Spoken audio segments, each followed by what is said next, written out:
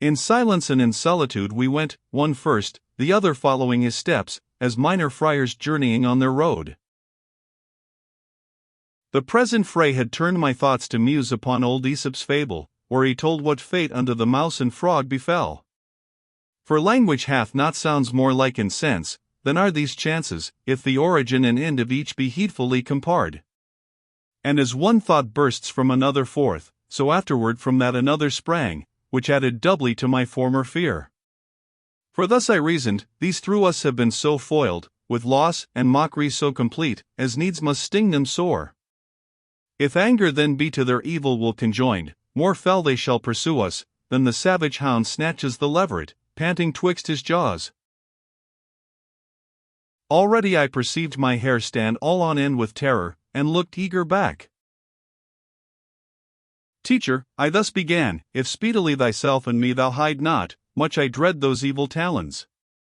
Even now behind they urge us, quick imagination works so forcibly, that I already feel them. He answered, were I formed of leaded glass, I should not sooner draw unto myself thy outward image, than I now imprint that from within. This moment came thy thoughts presented before mine, with similar act and countenance similar, so that from both I one design have framed. If the right coast inclines so much, that we may thence descend into the other chasm, we shall escape secure from this imagined pursuit. He had not spoke his purpose to the end, when I from far beheld them with spread wings approach to take us.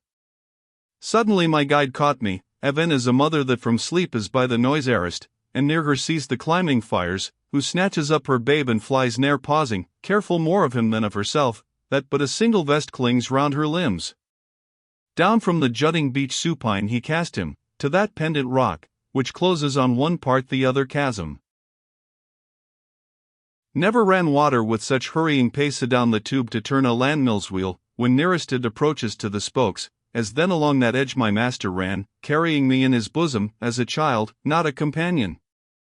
Scarcely had his feet reached to the lowest of the bed beneath, when over us the steep they reached, but fear in him was none, for that high providence, which plagued the ministers of the fifth fosse, power of departing thence took from them all. There in the depth we saw a painted tribe, who pocked with tardy steps around, and wept, faint in appearance and o'ercome with toil. Caps had they on, with hoods, that fell low down before their eyes, in fashion like to those worn by the monks in Cologne. Their outside was overlaid with gold, dazzling to view, but leaden all within, and of such weight, that Fredericks compared to these were straw. Oh, everlasting wearisome attire! We yet once more with them together turned to leftward, on their dismal moan intent. But by the weight oppressed, so slowly came the fainting people, that our company was chonged at every movement of the step. Whence I my guide addressed, see that thou find some spirit, whose name may by his deeds be known, and to that end look round thee as thou goest. Then one, who understood the Tuscan voice, cried after us aloud, hold in your feet, ye who so swiftly speed through the dusk air. Perchance from me thou shalt obtain thy wish. Whereat my leader, turning, me bespake, pause, and then onward at their pace proceed. I stayed, and saw two spirits in whose look impatient eagerness of mine was marked to overtake me, but the load they bare and narrow path retarded their approach. Soon as arrived, they with an eye askance perused me, but spake not, then turning each to other thus conferring said, this one seems, by the action of his throat, alive. And, be they dead, what privilege allows they walk unmantled by the cumbrous stole? Then thus to me, Tuscan, who visitest the college of the mourning hypocrites, disdain not to instruct us who thou art. By Arno's pleasant stream, I thus replied, in the great city I was bred and grew, and wear the body I have ever worn. But who are ye, from whom such mighty grief, as now I witness, courseth down your cheeks? What torment breaks forth in this bitter woe? Our bonnets gleaming bright with orange hue, one of them answered, are so leaden gross, that with their weight they make the balances to crack beneath them. Joyous friars we were, Bologna's natives, Catalano I, he load Ringo named, and by thy land together taken, as men used to take a single and indifferent arbiter, to reconcile their strifes. How there we sped, Gardingo's vicinage can best declare. O friars! I began, your miseries, but their break off, for one had caught my eye, fixed to a cross with 3 stakes on the ground. He, when he saw me, writhed himself, throughout distorted, ruffling with deep sighs his beard. And Catalano, who thereof was ware.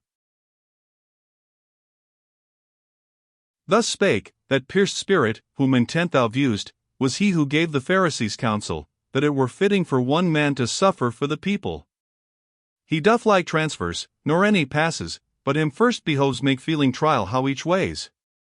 In straits like this along the fosse are placked the father of his consort, and the rest partakers in that counsel, seed of ill and sorrow to the Jews.